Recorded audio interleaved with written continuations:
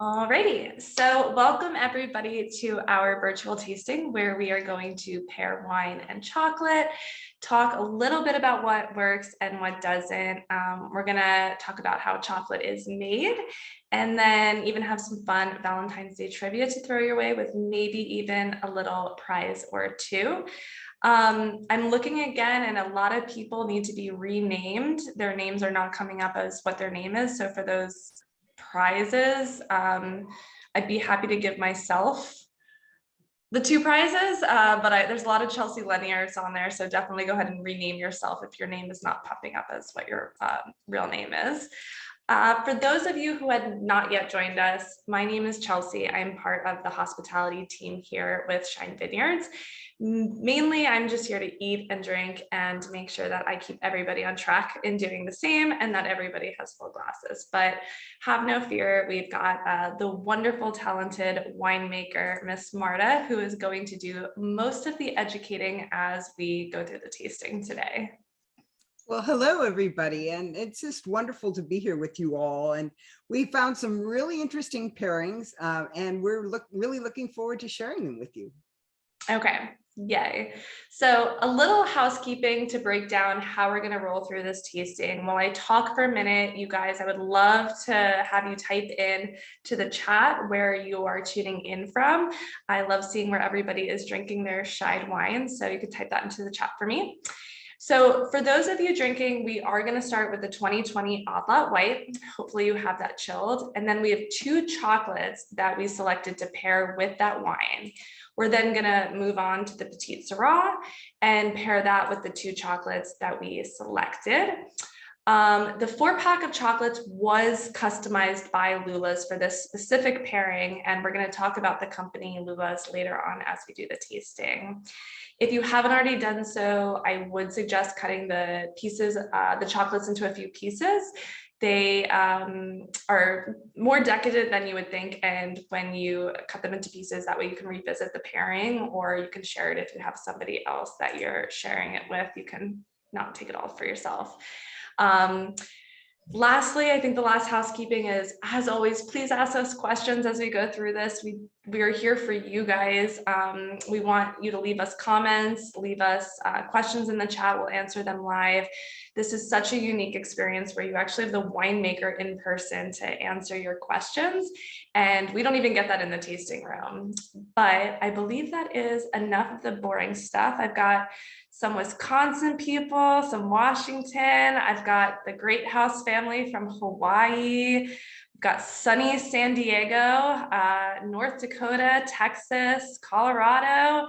Wow, Connecticut. I know, it's amazing. This is pretty cool. I'm so glad. Baltimore, everybody is joining us. That is amazing. Awesome. So enough of the boring stuff. Welcome, everybody. I think it is time to start drinking. So the first wine we're going to share with you tonight is our Odd Lot White. And that sounds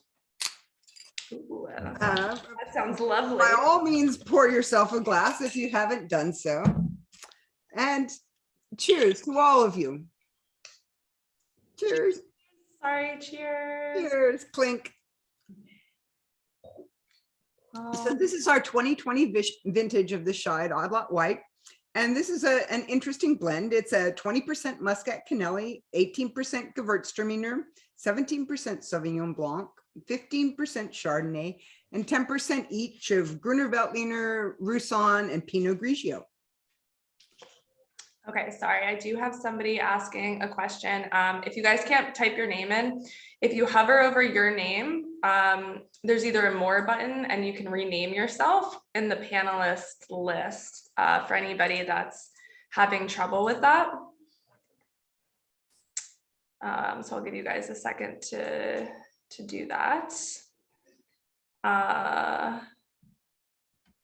Let me know if you guys still have questions with that.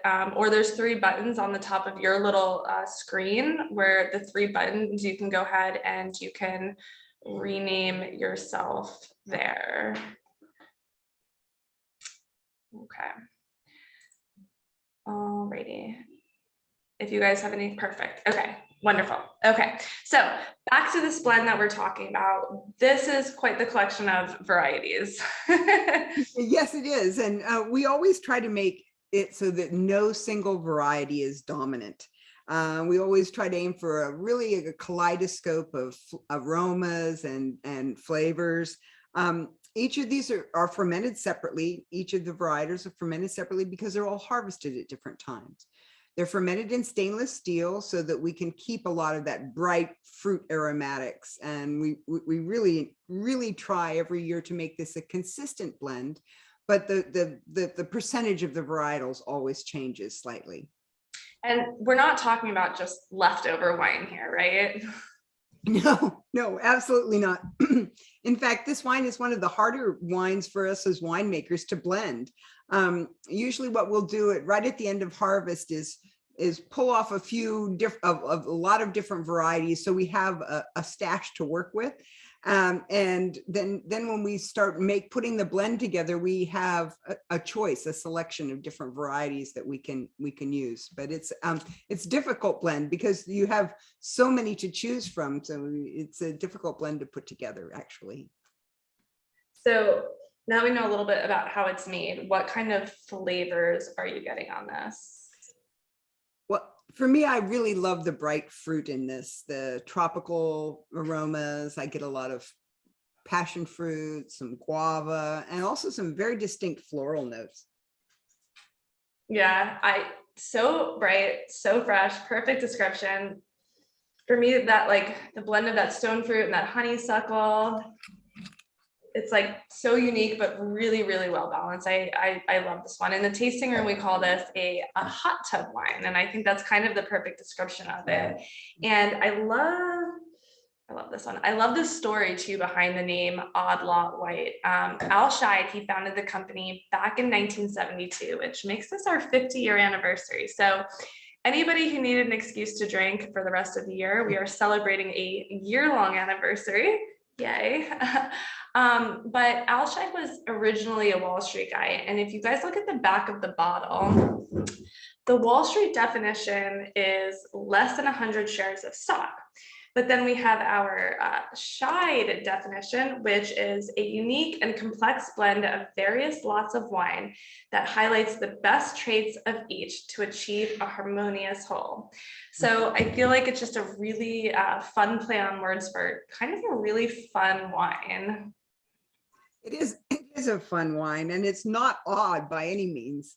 It's many varietals all kind of rolled into one, 7 as a matter of fact. And I feel this wine is really a very versatile wine, can go with almost any food pairing. But before we start talking about the chocolate pairing and why this wine pairs, I really think that Chelsea should tell you a little bit about our research into why this works, and we'll just enjoy a sip of wine. Okay, please start drinking. I'd love to know what you guys are getting on this Odd Lot White, especially before we're pairing it with the wine, with the chocolate itself. I'm curious on what kind of flavors you guys are getting, so feel free to type that into the chat. But in full disclosure, Marta was not really on board with this type of pairing. In my mind, I was thinking Valentine's Day, chocolate wine. This is going to be a super easy pairing. Now, so don't get me wrong. I love chocolate and I really love wine, but as a winemaker whose life is kind of revolved around food and wine interactions, I find this have a mixed reaction to this pairing. Sometimes it might be good and I just don't know. So it's mixed reaction. Right. So I love it. People are getting pear on it, which is nice. Yes, I get that stone fruit. Mm-hmm. For sure. I had to figure out a way to convince Marta that we could make this work. And so the convincing involved about 10 bottles of wine and 10 different chocolates. So we could really test out what works and what doesn't, which leads us to this photo here that I'm going to bless all of you with. And that was Marta with the very arduous task of drinking and eating to bring to you guys what you now have in that package, which again is a custom package that Lula made for us. And if this shot is not enough and you guys are like, well, really, how hard was she working? I did get an action shot for you. And I'm really not shoveling those chocolates into my mouth that fast, but guys, I don't know. I think the video kind of speaks for itself on that one. But I just absolutely love that video. And I really, when we did this pairing and when we did our research, I found it really interesting what I thought would be a hit. I thought cab and like mint was going to be great, and there were a bunch of different things that I thought would work, and they really didn't work. So we'll also talk about some of the pairings that don't work with wine and chocolate as we go along as well. so you can see from this picture, we did that on Chelsea's porch, and this was in Pacific Grove, which used to be a dry town, and so we were getting plenty of sideways glances from her neighbors. Yeah, yes. Having about 10 bottles of wine on your porch at 2 p.m. on a Tuesday is definitely not the best look. Everybody that walked by had something to say to us. And I think my neighbor who I saw has tuned in was watching this. So I am just so thankful that this is legit and that we were really doing something with it and not just drinking 10 bottles of wine on a Tuesday. But that being said, could you tell us a little bit about why you have a mixed reaction to this pairing? So first of all, we need to talk about what chocolate is, and besides just being yummy. And when people talk about chocolate, the kind of the first thing that comes to mind is whichever is our favorite. Is it that, you know, See's candy, or is it the M&Ms? And so before we can really understand a pairing, we have to consider the components that are in the food and the components that are in the wine. And in our case here, the food is fantastic, but it's sweet and it's really rich in fat. Sorry, I'm finishing my sip there. Yeah, and so the difference between dark chocolate and milk chocolate really has a lot to do with how the wine will pair with it. So to understand why we ended up choosing dark chocolate for the pairings that we're going to do today, I feel like I kind of have to start from the beginning, and we need to understand a tiny bit about how chocolate is made. And so in full, we are not eating, no, Tara, we are not eating a specific chocolate yet. We're just sipping on that oblong. We will get there. Patience, please. So we're going to start, and like I said, a little bit about just chocolate being made. I am no chocolate expert. Basically, everything that I'm going to tell you now, I learned from research for this specific virtual. So I'm happy to pop up a few websites at the end of this if people have more specific questions. But in order to understand how the pairing works, we do kind of need to understand how it's made. So chocolate begins with the cacao tree, and we're going to put up a photo for you guys. And hanging from the cacao tree is these pods, and these pods have about 30 to 50 seeds, which are basically cacao beans. And something I did not know before I did this virtual, when I was doing my research, is that that term cacao is actually used for the bean, the tree, and the pod before anything's been done to it. And that term cocoa is reserved for the bean after it's been fermented. And so I thought that was kind of fun. But up on the screen there, you can see a photo that shows the trees and the different vibrant colors that pods turn when they are ripe. And they do harvesting about twice a year, but it can be done year round. So I'm not sure how many people are familiar with what chocolate looks like when it's on a tree before it's been processed.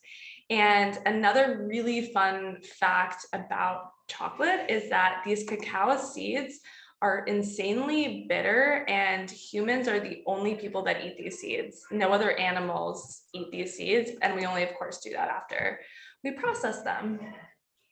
Yeah, and so in fact, these seeds are actually fermented by yeast, kind of like with wine, except of course there isn't a lot of juice. And I'm always surprised to find out so many of the foods that we know and love are fermented, things like sourdough bread and yogurt, for instance. And now I also know about chocolate. I So think we all like made some sourdough bread the past 2 years, right? That, like everybody learned how to ferment and make sourdough bread over the pandemic, but sorry, keep going. so for chocolate, you can see there's this picture on the left. The fermentation takes about a week. And they cover the seeds with banana peels to kind of raise the temperature of these beans.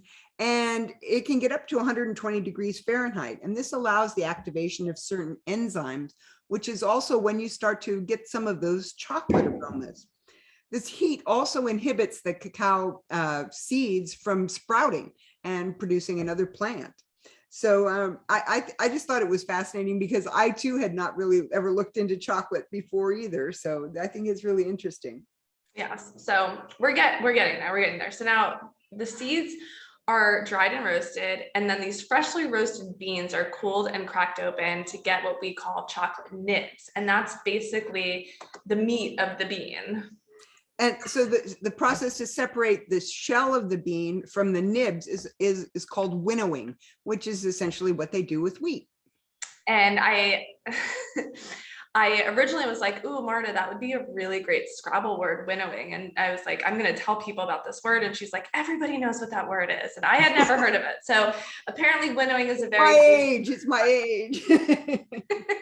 But I had not heard of this word. So winnowing is a new one for me. I'm not even sure there's 2 W's in a Scrabble board. But anyway, so these nibs are ground. It creates heat. The heat turns the nibs into liquid as the fat and the seeds melt. And this is basically what's known as chocolate liqueur. Chocolate liqueur does not contain any alcohol. That is sad. I don't know why they call it chocolate liqueur. It doesn't make any sense to me, but that's what it's called. So then they press that chocolate liqueur at high heat. The paste results in cocoa powder and cocoa butter. It's quite the labor of love to make chocolate. Do you think you could just briefly describe to us what the 3 different types of chocolate are? Right. So again, the whole point of this was really to get to why we're choosing dark chocolate and we're not choosing milk chocolate. So dark chocolate is just chocolate liqueur, cocoa butter, and sugar. If you add milk powder to that, you have milk chocolate. Sounds really simple. I don't know why I didn't know that. And then white chocolate, sort of its own thing. It's cocoa butter, sugar, milk powder. And so it doesn't have that actual cocoa mass or that chocolate liqueur. So some people say it's not a true chocolate.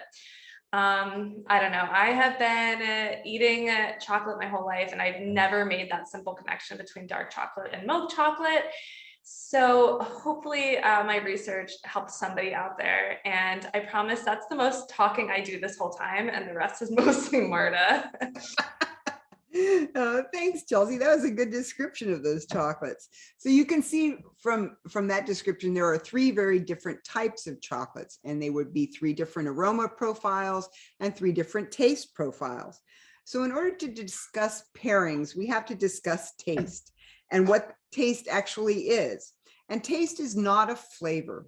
Flavor is immeasurable, whereas taste is quantifiable. And there are 5 tastes: sweet, sour, salty, bitter, and umami, which is a savory component. In wine, there are only 3: sweetness, sour, or the acidity in the wine, and bitterness, or the tannins or the stringency that you get from in red wine. The umami or the savory is still open for debate. Some people say yes, some people say no. But in chocolate, we're not dealing with all of those. We're basically just dealing with 2 tastes, right? So we've got the sweet, obviously, and then the bitter. That's right. That's right. And you also have fat, but fat is a mouthfeel sensation. It is not a taste. And fat is really important when in pairing food with wine. And we felt that the darker chocolates were just going to be more appealing due to that underlying bitter component in the chocolate. And a really important thing for a pairing is to make sure that the food tastes good and the wine tastes good. And so in our case today, we want the chocolates to taste good and we want the wine to taste good. Okay, so now what I'm sure everyone has patiently been waiting for is, how does this chocolate pairing work with the odd lot white that we're drinking right now? So when we tasted through all those wines and we did all our research, serious, heavy research, we wanted to share a white wine as well as a red wine. And in the case of the Odd Lot White, it had so many wonderful floral and citrus components that we felt that what this wine is actually pairing to is what food experts call bridge ingredients. And I don't think everybody is familiar with what a bridge ingredient is. So maybe we can just touch on that for a minute before we get started. So bridge ingredients are something that makes the wine easier to pair. In essence, it's kind of, it smooths the contrast between the wine and the food. These are often things like nuts and cheese and herbs or sauces even. And with our chocolates and the Odd Lot White pairing, I just felt that the bridge components were pairing so much with the floral and the citrus components. And again, we want both of them to taste good. So that we get this floral and the citrus components in the wine. And now we're going to taste the chocolates for all of you who've been so patient. Yay. So before we do that, what's the correct way? So are we drinking? Are we eating first? What is the correct way to do this type of pairing? So for me, I always take a small sip of wine, then a small taste of the food, and then a small sip of the wine and see how it changes. And hopefully it changes in a good way. But you can definitely tell if it's changing in a bad way or it doesn't pair, the pairing doesn't work. Yeah, so hopefully we did a good job for you guys today. So we're going to start with a little nibble and see. Now, the first one we're going to do is the lavender chocolate, guys. So that one has the pretty little purple kind of sprinkle on top of it. So we'll start with that one. As I'm about to do this on camera live, I'm realizing that me eating chocolate and drinking wine might not be pretty, but here we go. So everybody can go ahead and try it.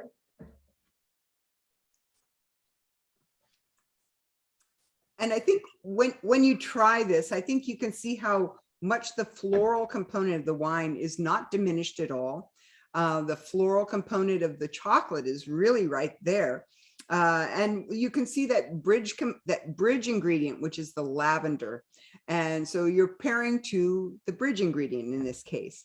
And the rich fat that's in the chocolate is balanced with the acidity of the wine, but it also helps linger in the mouth and it gives you that really rich mouthfeel. And so the wine tastes good and the chocolate tastes good. So this is the first one we're doing right now. We're on the lavender chocolate. So that's the one that has like the purple sprinkle on it, Christine. There's a purple one, an orange one, a little coffee bean, and then a regular dark chocolate.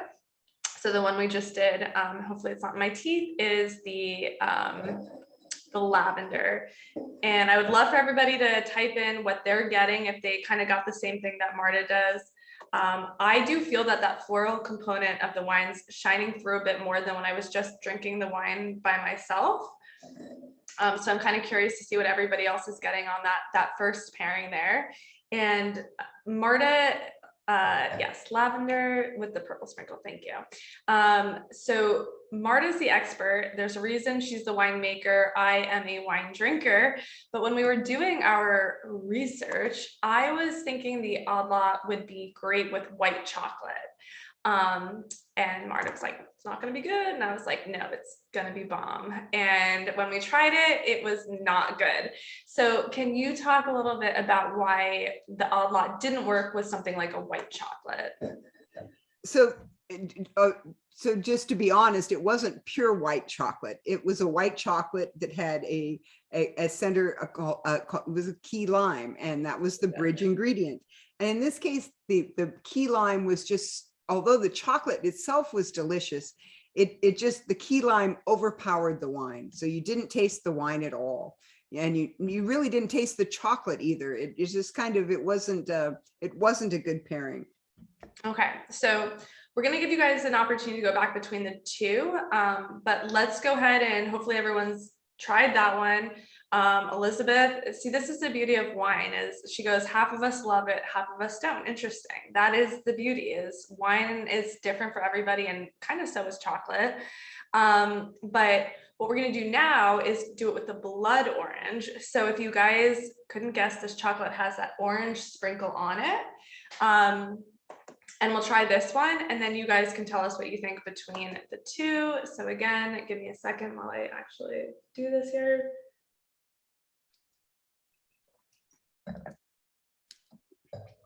So in this instance, I find that the fat from the chocolate really coats your mouth and allows the flavors from that blood orange to just linger. And there's so many bright citrus aromas in the wine. It just seems to make the blood orange pop for me. I was surprised how much I like this pairing. And remember, we want both of them to taste good, the wine and the food, or the food chocolate. To me, this makes all our research worthwhile. Yeah, so for me, this one is a bit fruitier than the first time. So I feel like the wine actually helped the flavor of the blood orange be bolder, but then also made the wine fruitier than that kind of floral aroma. I'm looking at what other people are saying. The lavender chocolate was good. So they liked that. Love the orange. That was another Chelsea. Not sure who that was. There's many. There's many. So if you chopped it up into enough pieces, feel free to go back and forth between those two pairings. Type in what you guys are thinking between the two, if you like one over the other, how you feel about what she was just talking about. If this is going to be, I'm sorry, I'm reading the comments as I'm trying. Love the orange with the wine. The two complement each other, makes the chocolate taste better. The orange is awesome. So it definitely seems like the orange is kind of a fan favorite here. So while you guys are going back and forth and just trying to kind of understand what Marta was talking about, I think it's time for our first trivia question. And this, how it's going to work is basically, yes, it is like a dessert. It's so good. Orange rocks. Yeah, right. Okay, awesome. So this first trivia question is going to get somebody 30% off their next Shide purchase. So if you're a club member, you get an additional 10% off, or somebody just gets a lucky 30%. And the rules to this game are the first person to type in the correct answer is going to win. So excuse me while I get I have a little. So if you ever needed a reason to restock, now is a good one. Yes, now is a good one. Okay, and I've got my Jeopardy theme music ready. So hope you guys are ready. First person to type in the chat. If your name's still Chelsea, you might want to type the answer in with your actual name if you're still labeled as Chelsea. Okay, so the first question is, who receives the most Valentine's Day cards? Can you hear that? Oh, there's a winner. That was quick. A lot of people threw. There's a winner. Okay, I gotta stop this on the phone. Okay, I gotta go up.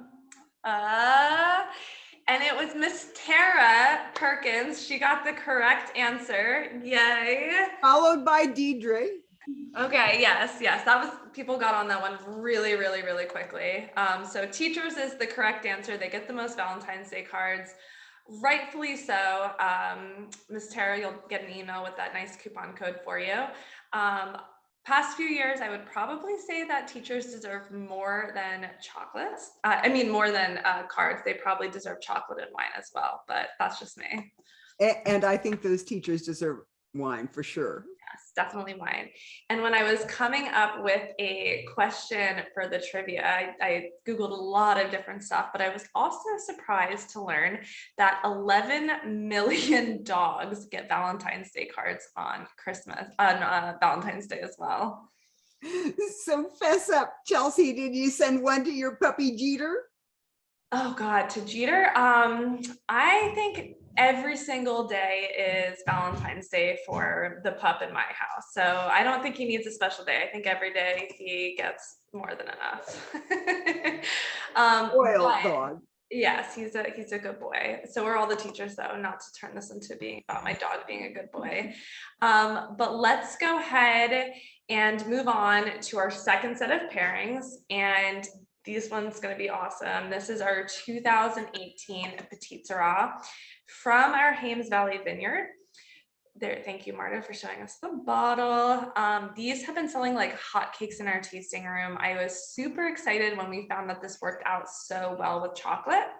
And I know everyone's not super familiar with our wines, so everything we're drinking today does come from Monterey County in California. They're estate grapes, handpicked.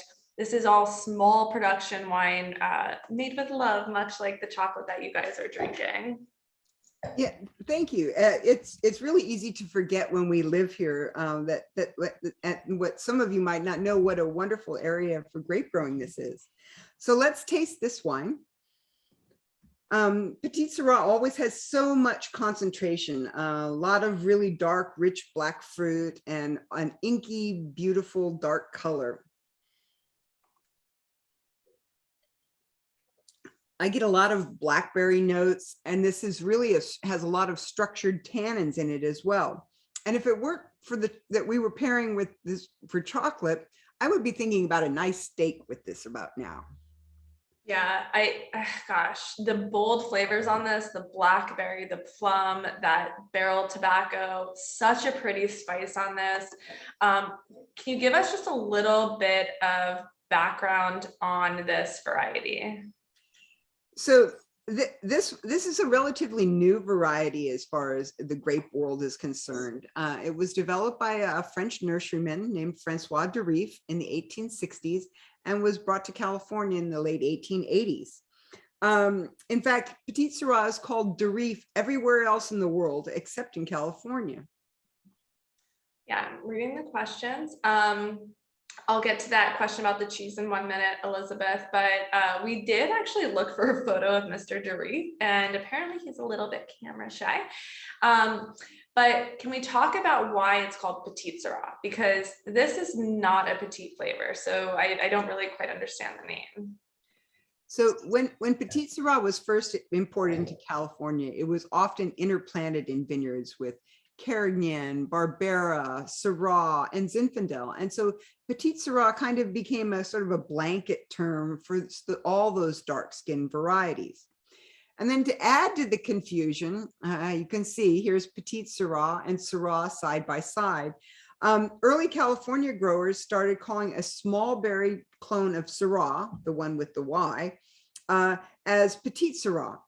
And so that just made confuse people no end. And in the 1970s, it was determined that Petite Syrah with the I was equivalent to Derif. So currently, although the TTB lists both names, Petite Syrah and Derif, as approved American names for different varietals, they're not synonymous and not interchangeable. So Scheid can't simply decide to call Petite Syrah Derif. That's too bad. I think Derif has this kind of like very elegant sound to it. But it's kind of crazy, the rules and regulations around names and varieties. It's kind of like way more confusing outside of the United States, but just confusing in general, I think. It's true. And a lot of the confusion actually came from when it was initially imported, sometimes legally, sometimes not, sometimes as a suitcase clone. And often they were just mislabeled. And until we did a lot of DNA analysis, they couldn't really prove one variety was one or another. We have most of our Petite Syrahs grown down in our southern, there are more warmer vineyards at our Hames Valley Vineyard. And we just started an 80-acre organic vineyard down there of Petite Syrah as well. So we're really looking forward to that. We've just started receiving fruit from that. Yeah, that would be our white flower vineyard. So Elizabeth is asking, so Petite Syrah, is it related to Syrah at all? No, it's not. No, not at all. Very confusing. It is confusing. So we should probably just call it Derif so that we could get over that. And yes, and if you call it Derif, then you really sound like you know what you're talking about too, which I think is kind of fun. And then somebody also asked, do you have any specific cheese pairing that like you can think off the top of your head that would go with such a tannic grape? To me, with tannic wines, because we're tasting this with fatty foods, you could probably go with fattier cheeses. So the softer cheeses, because the as opposed to the drier cheeses like a manchego, you could go with something like a brie or a camembert. It would also probably taste really good with a Gruyere. But I would go with the fattier cheeses in this case. Yeah. And kind of speaking of tannin, I had a feeling that the Petite Sirah would pair really nicely with the chocolate. A lot of that having to do with the tannin structure in the wine. But besides pairing well with fat, another thing that tannin does is it really helps a wine age. And about 2 weeks ago, we did a special library tasting at the Carmel Tasting Room. And we were tasting the 2009. So we're on the 18 right now. We were tasting the 2009 Petite Sirah. And it was probably the best wine I've had in a really long time. It was by far a crowd favorite and also a staff favorite as well. That's really cool that you could share such a nice library wine with everybody in the tasting room. You have everybody have a chance to taste it, because not everybody keeps wine that long. I hope you managed to snag a bottle so that we can have one on our next porch date. Oh gosh, putting me on the spot, Marta. I'll see if I can snag us a bottle if they are not already sold out. But yes, I think Fireplace and '09 Petite Sirah sounds like it should be in our very near future. Maybe some more chocolates. Yes, exactly. More research for sure. More research. Yes. Yeah. In any food pairing situation, not just chocolate, fat and tannin pair well together, just like we were talking about with the fatty cheese. Yeah. So think of a juicy fat steak or a fatty cheese and this rich tannic wine. So what happens in your mouth is the fat kind of coats the inside of your mouth. And then when you drink a tannic wine like this, the tannin binds with those fat molecules and actually acts as a palate cleanser. So the taste of the wine is also affected because the wine seems softer because the fat softens the wine, and also the fruit seems to be brighter usually. Okay, so we're gonna try the cafe flavored chocolate. Duck breast with dark cherry sauce, says David. Oh, yum. It's fantastic. I know it's kind of late on the East Coast, but on the West Coast, it's coming up to dinner time. So I'll be at your house soon. So we're first going to try the cafe flavored one, and that chocolate for you guys, that's the one with the coffee bean on it. Okay. And remember, we're doing the whole taste the wine, then the chocolate, then the wine.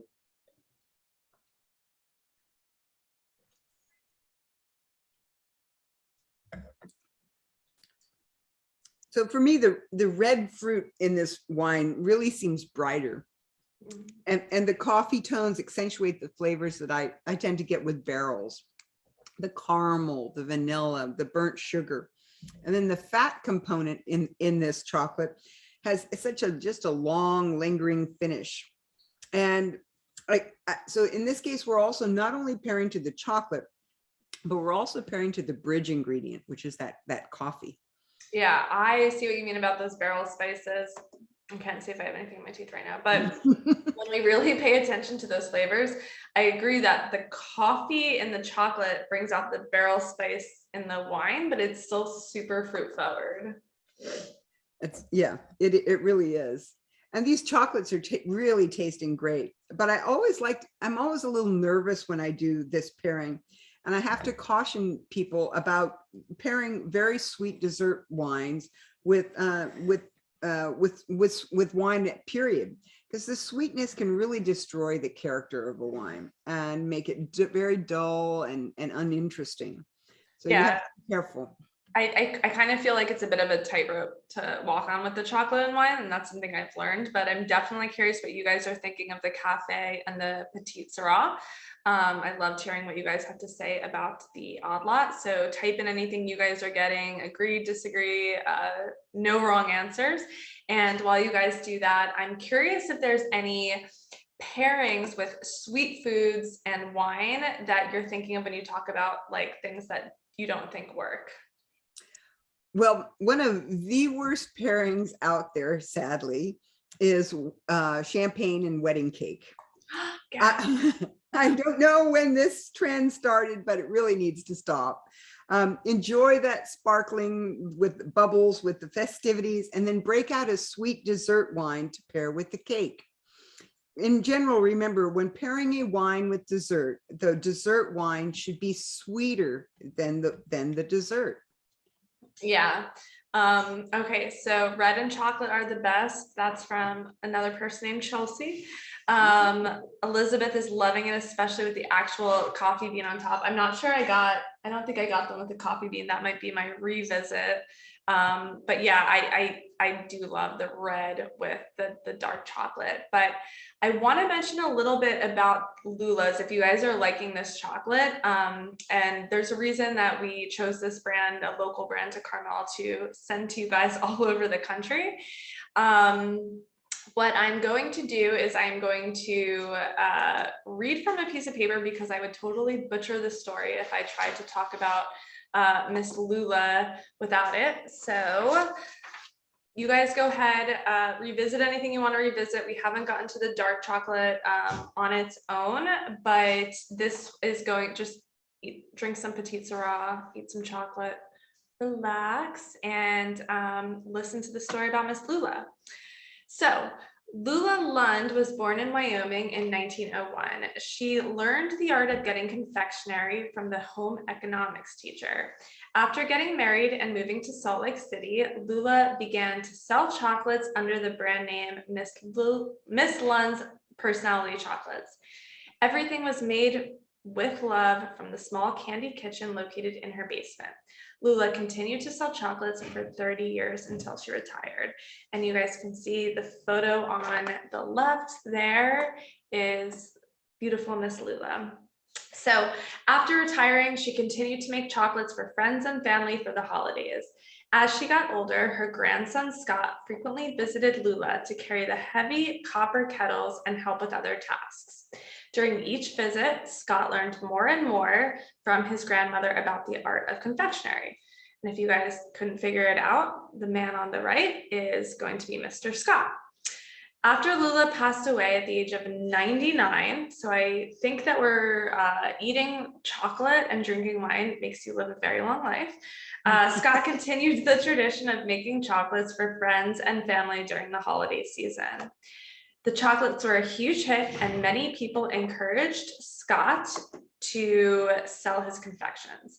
After deciding he could make this a business, Scott relocated his family to Carmel, California, a scenic location with chocolate weather all year round, and opened for business in 2006. He renamed the business to Lula's Chocolates as a tribute to his grandmother, who started it all. Yes, and we should cheers to Lula's. Cheers, and not, Lula. Yeah. And not only do they make these delicious chocolates, but they also make some really killer salted caramels. And with those salted caramels, you also have an additional taste, that saltiness. So with the sweet salt component, it could be a match made in heaven. I think it would pair those caramels would pair really well with one of our Pinot Blancs. It has a vanilla, that buttery component.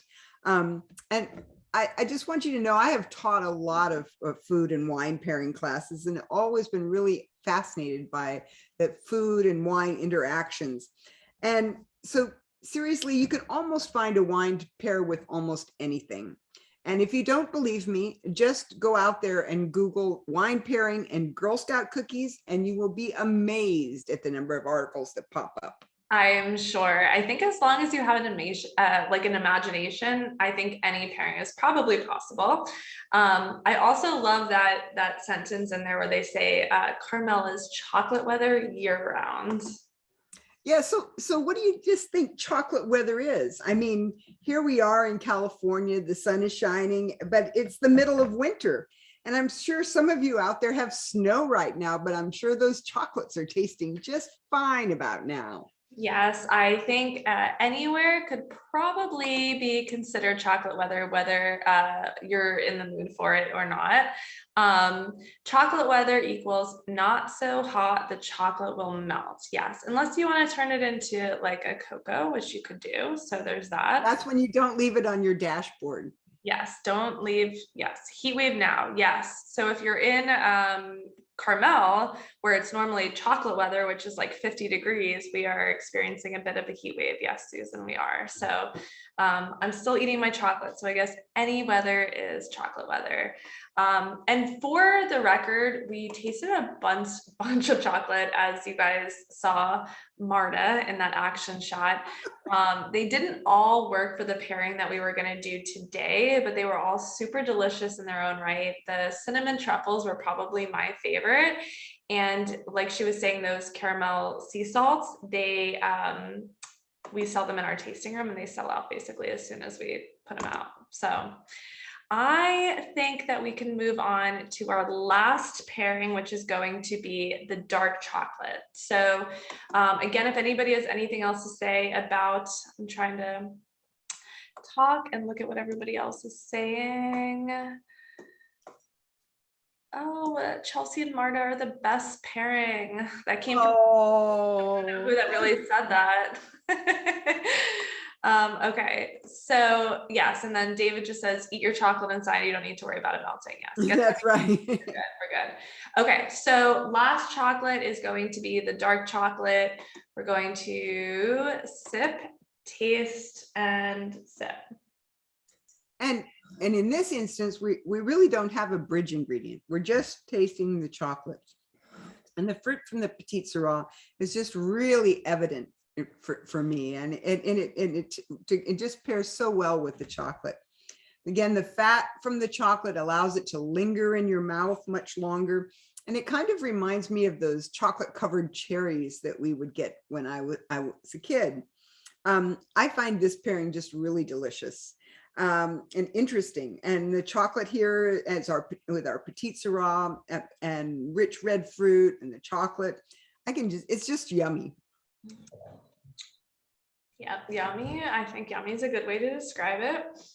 Again, I'm curious to think what all you guys are getting. So this is like the first one where it's just a regular dark chocolate with a more tannic structured wine. Again, I can't see if there's anything in my teeth, so I don't need you guys to type it in the chat and embarrass me. I'll just deal with this after.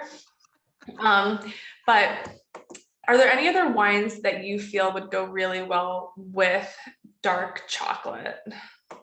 So we have several that we make, but one of the ones I'd like to bring up is our Pasamiento, and this is made with Cabernet Sauvignon fruit.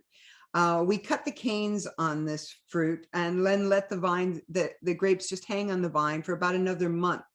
And during this time, the sugars rise. And so by the time we harvest it, and make a wine from it, the alcohol is going to be relatively high.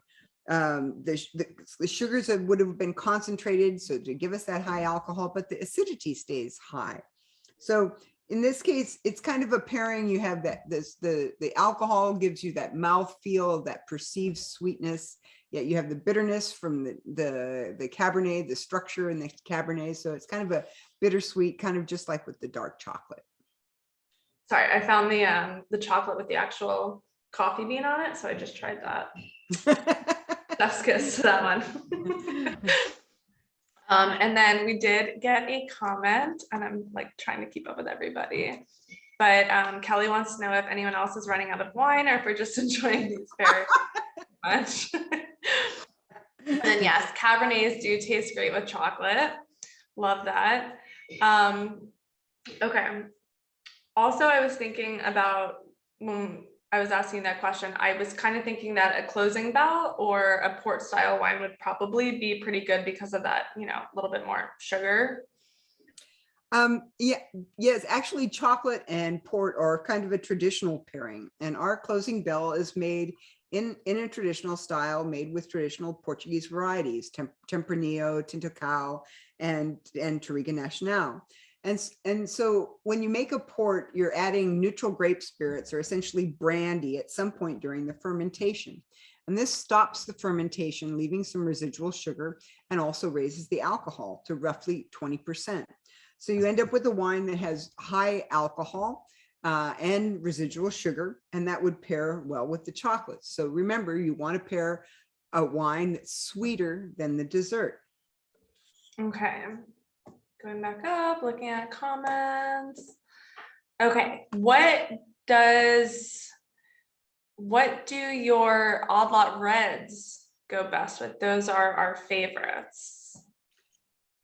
Charcuterie. Odd lot red goes great with charcuterie. I know, sorry, I'm not the wine expert, but I love odd lot red with charcuterie. But go ahead, Marta. I think because odd lot red is also kind of like our odd lot white in that it has so many different varietals in it. It has the structure, but it has the aromatic fruit. I think you could, I really feel that chocolate and wine is kind of an individual thing. And so if it pairs well for you when you taste it, it's a good pairing. And then Joseph said, is there a type of wine that does pair better with milk chocolate? I personally do not like wine with milk chocolate. And that's when Chelsea and I first started talking about this. I said, well, we're just going to throw out the milk chocolates right off the bat. We didn't even taste them. Well, my husband got 2 full chunks of milk chocolate since we didn't taste them, but yes. And I think it's because I want that bitter, underlying bitter component to be able to pair with the wines. Whereas milk chocolate, it seems like you're just pairing to the fat and the fat and the sweet, and you don't have that bitter underlying component. Yes, and then we did get a few people that also said the claret would be a great pairing. Mm-hmm. Yes, claret. What else? People are happy with the pairings. Okay. Beer with milk chocolate. Beer with milk chocolate. Okay. We don't have any chocolate on our teeth. Thank you so much, Rashida, for that, because I have like my little wine club producer here and she's not telling me anything. So I think she just wants to embarrass me, but okay, good to know. Okay. And if you guys like the closing bell, we are coming out with that again. We always run out of that closing bell, that port style wine, winter at the earliest. So we could be back in 2023 with a chocolate pairing and the Appossamento and closing bell. And then Susan said, dark chocolate equals adult chocolate. Yes. All right. So we're leaving fancy. Okay. Awesome. Continue. If you guys have anything else, any questions or comments about any of the pairings we did, type them in. But I think we did a pretty good job of pairing wine, making the wine taste great, but also making the chocolate taste great as well. And we could get into so much more detail on other pairings, such as incorporating salt or acidity. So if you guys are, and there is another trivia question, yes, don't sign off yet, stay on.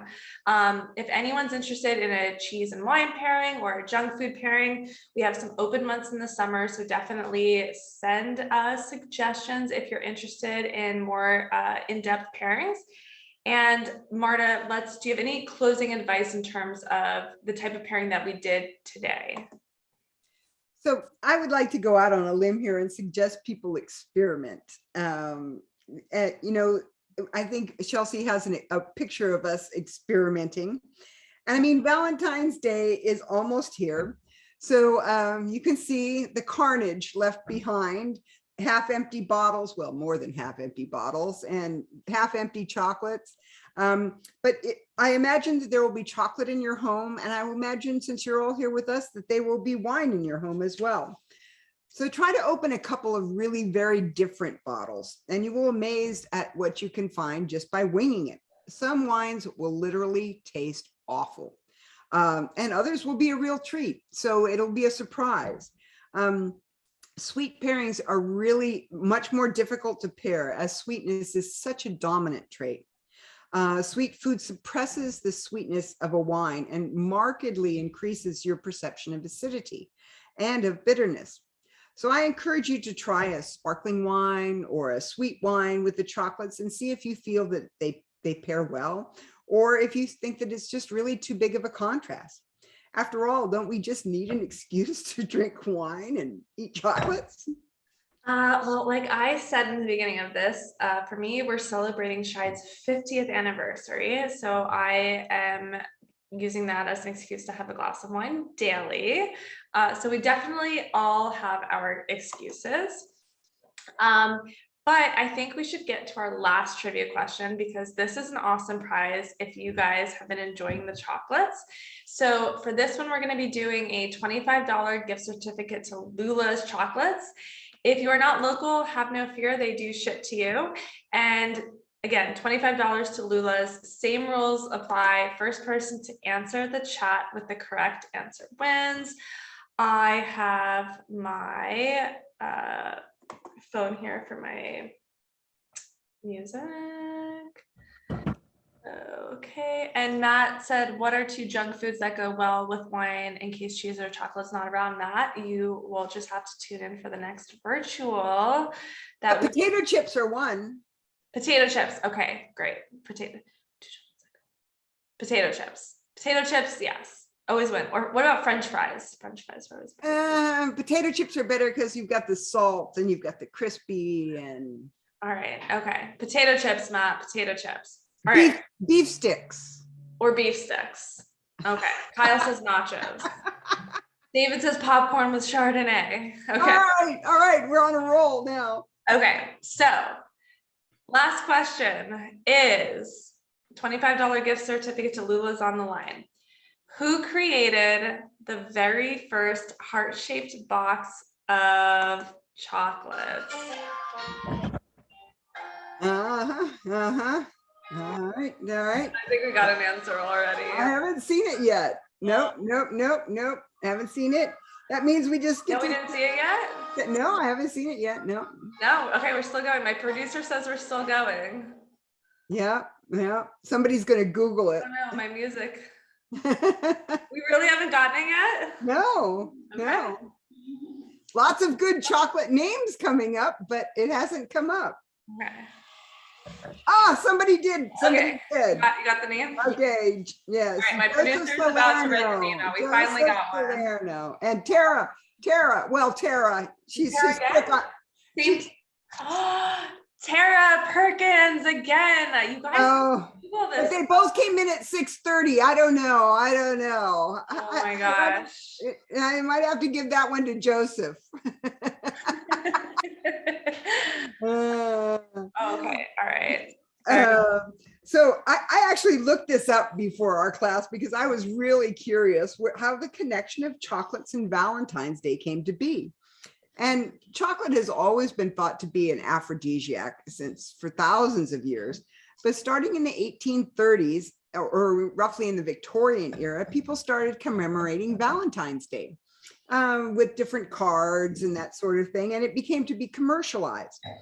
So at that time, the only way people consumed chocolate was through drinking chocolate, which I actually found at a local market here recently.